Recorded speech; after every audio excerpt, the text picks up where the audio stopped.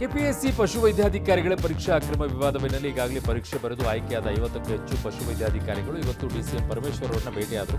272 ಅಭ್ಯರ್ಥಿಗಳು ಪಶುವೈದ್ಯಾಧಿಕಾರಿ ಹುದ್ದೆಗಳಿಗೆ ಆಯ್ಕೆಯಾಗಿದ್ದಾರೆ. ನೇಮಕಾತಿಗೆ ಆದೇಶ ಹೊರಡಿಸಬೇಕು, ತಪ್ಪು ಮಾಡಿದವರ ವಿರುದ್ಧ ತನಿಖೆ ನಡೆಯಲಿ, ನಮ್ಮ ನೇಮಕಾತಿ ಆದೇಶ ಮಾಡಿ ಅಂತ ಕಣ್ಣೀರಿಟ್ಟರು.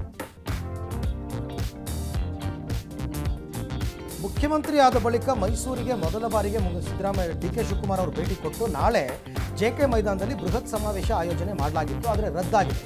ಕಾರಣ ಸಿದ್ದರಾಮಯ್ಯನವರು ನಾನು ಬರಲ್ಲಪ್ಪ, ನೀವು ಬೇಕಾದ್ರೆ ಮಾಡ್ಕೊಳ್ಳಿ ಅಂದ್ರಂತೆ. ಇನ್ನು ಅವರ ಅನುಪಸ್ಥಿತಿನಲ್ಲಿ ಕಾರ್ಯಕ್ರಮ ಮಾಡಿದ್ರೆ ಬೇರೆದೇ ಸಂದೇಶ ಹೋಗುತ್ತೆ ಅಂತ ಈಗ ಕಾರ್ಯಕ್ರಮನೇ ರದ್ದು ಮಾಡ್ತಾರೆ. ವಿಧಾನ ಪರಿಷತ್ ಸಭಾಪತಿ ಸ್ಥಾನಕ್ಕೆ ರಾಜೀನಾಮೆ ನೀಡುವಂತೆ ಮುಖ್ಯಮಂತ್ರಿ ಕರೆ ಮಾಡಿ ಮನವಿ ಮಾಡಿದ್ದಾರೆ ಅನ್ನೋ ಸುದ್ದಿಯನ್ನ ಬಸವರಾಜ ಹೊರಟ್ಟಿ ಅವರು ತಳ್ಳಿ ಹಾಕಿದ್ದಾರೆ. ಪ್ರಧಾನಿ ನರೇಂದ್ರ ಮೋದಿ ಭೇಟಿಗೆ ಮೈಸೂರಿನಲ್ಲಿ ವಿಶೇಷ ಉಡುಗೊರೆ ಸಿದ್ಧವಾಗಿದೆ. ಶಿಲ್ಪಿ ಅರುಣ್ ಯೋಗಿರಾಜ್ ಕೆತ್ತಿದ ಸ್ವಾಮಿ ವಿವೇಕಾನಂದ ಏಕಶಿಲಾ ಮೂರ್ತಿಯನ್ನು ಆಗಸ್ಟ್ 1ರಂದು ರಾಮಕೃಷ್ಣ ಆಶ್ರಮದಲ್ಲಿ ವಿವೇಕ ಸ್ಮಾರಕ ಉದ್ಘಾಟನೆಗೆ ಬರುವ ಪ್ರಧಾನಿಗಳಿಗೆ ಉಡುಗೊರೆಯಾಗಿ ಕೊಡಲಾಗಿದೆ. ಫೆಬ್ರವರಿಯಿಂದ ನಡೀತಾ ಇರುವ ಮಧ್ಯಪ್ರಾಚ್ಯ ಸಂಘರ್ಷದಲ್ಲಿ 16 ಭಾರತೀಯರು ಸಾವನ್ನಪ್ಪಿದ್ದು 75 ಜನರಿಗೆ ಗಾಯವಾಗಿದೆ ಅಂತ ಕೇಂದ್ರ ಸರ್ಕಾರ ಮಾಹಿತಿಯನ್ನು ಕೊಟ್ಟಿದೆ. ಶಾಲೆಗೆ ತೆರಳುತ್ತಾ ಇದ್ದ ಬಾಲಕಿಗೆ ಕಾರು ಡಿಕ್ಕಿ ಹೊಡೆದು 10 ವರ್ಷದ ಬಾಲಕಿ ಸ್ಥಳದಲ್ಲೇ ಸಾವನ್ನಪ್ಪಿರೋ ಘಟನೆ ನೆಲಮಂಗಲ ತಾಲೂಕಿನ ಬೀರುವಾರದ ಬಳಿ ನಡೆದಿದೆ.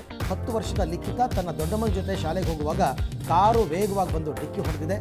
ಬಾಲಕಿ ಸ್ಥಳದಲ್ಲೇ ಮೃತಪಟ್ಟರೆ ದೊಡ್ಡಮ್ಮ ಪ್ರಾಣಾಪಾಯದಿಂದ ಪಾರಾಗಿದೆ.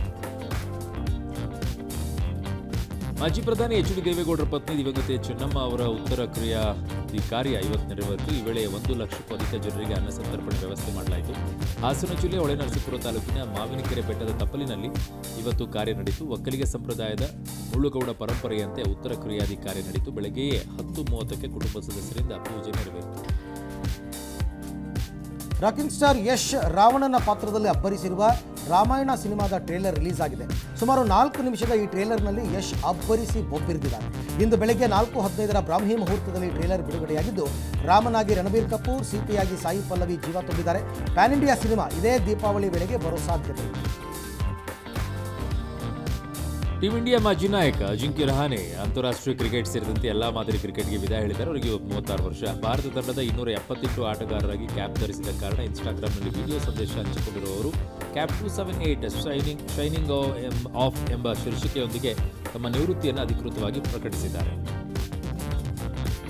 ಮಲೆ ಮಹದೇಶ್ವರ ವನ್ಯಧಾಮದ ಪಿಜಿ ಪಾಳ್ಯ ಸಫಾರಿ ಮಾರ್ಗದಲ್ಲಿ ಕಾಡಾನೆಗಳ ಹಿಂಡಿನಲ್ಲಿದ್ದ ಕಾಡಾನೆಯೊಂದು ಪ್ರವಾಸಿಗರಿದ್ದ ಸಫಾರಿ ವಾಹನವನ್ನು ಅಡ್ಡಾಡಿಸಿಬಿಟ್ಟಿದೆ.